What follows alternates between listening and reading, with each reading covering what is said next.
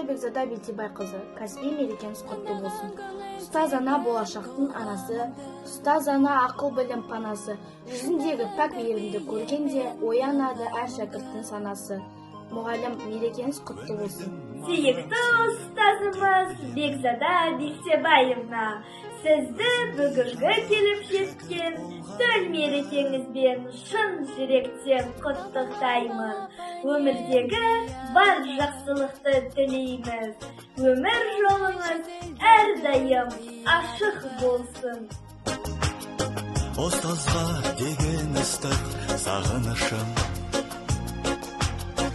біренге қалай ғана сыялады. Ұстазым